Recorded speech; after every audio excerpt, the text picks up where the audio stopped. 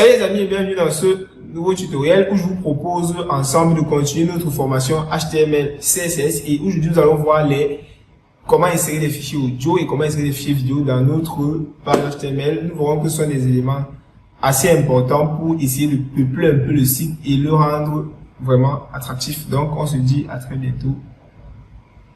On se voit après l'intro en fait.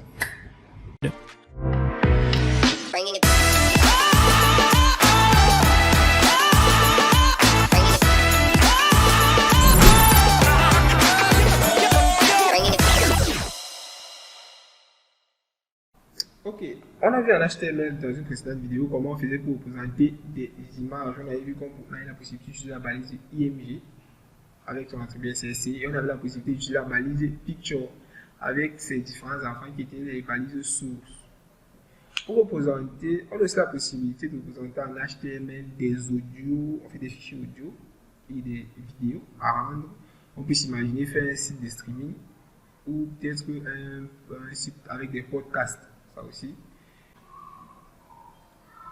Donc, pour représenter l'audio en HTML, on utilise la balise audio tout simplement et on va renseigner à ce niveau le chemin vers le fichier de notre audio. Par exemple, dans notre cas, musique.mp3. Tout ce que j'ai fait, c'est créer un nouveau dossier qui s'appelle musique et j'ai glissé un son à l'intérieur. Si je me rends ici et que j'actualise, on va se rendre compte que rien ne s'affiche. Tout simplement parce que certes l'audio est chargé, mais comment est-ce que le navigateur sait qu'il doit, en fait, comment il fait pour jouer les éléments? On a un attribut et cet attribut il est indispensable. C'est l'attribut control comme ceci qui va permettre de mettre les contrôles sur l'audio. Et vous allez voir en ce moment que notre audio va s'afficher normalement et sur les clics sur play, il va pouvoir être joué normalement. On peut couper le son tout simplement et on peut faire augmenter la vitesse de lecture des trucs de ce genre. Donc on a d'autres attributs intéressants aussi. On a l'attribut autoplay qui nous permet de lancer automatiquement l'audio. On a l'attribut loop qui permet de jouer l'audio en boucle et on a l'attribut mute qui permet de démarrer par exemple un audio avec le son complètement coupé. De même, si l'on veut représenter avant que je l'oublie, on peut aussi représenter les audios de la même manière que l'on représentait Picture.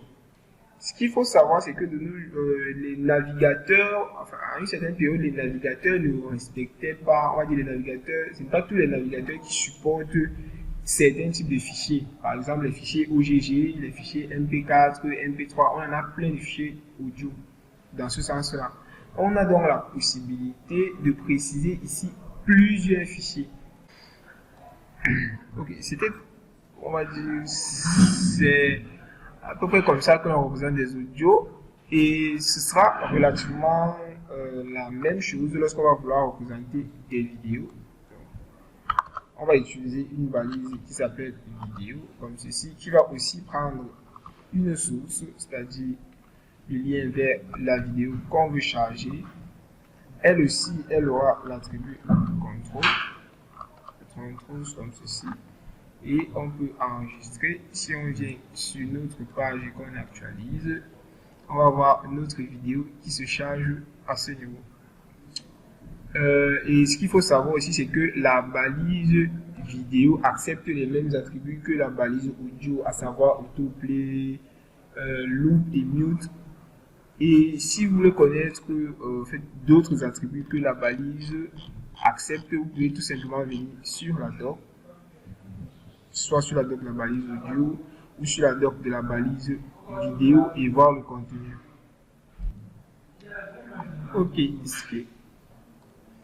ce qu'il faut savoir, c'est qu'on a la possibilité maintenant de préciser plusieurs formats, que ce soit d'audio, que ce soit des vidéos, lorsqu'on veut charger une vidéo ou un audio sur une page. Tout simplement parce que certains navigateurs ne supportent pas certains types de fichiers, à l'instar des, on va dire, MP3, MP4, OGG, AVI, etc. Pour ce faire, on va remplacer cette balise SSC qui est placée à ce niveau.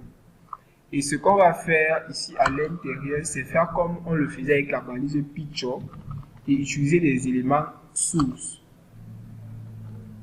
dans les éléments, utiliser les éléments sources. Du coup, je vais me simplifier la chose, je vais prendre le temps d'écrire les sources qui auront des SRC comme ceci. On va préciser par exemple le type de fichier qui est audio, par exemple dans notre cas audio / mp3, et on va mettre ici le chemin ./ je sors, je vais dans musique et je charge mon fichier.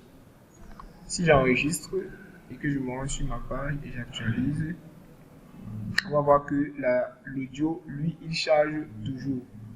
Donc, on aura donc la possibilité ici de préciser plusieurs formats.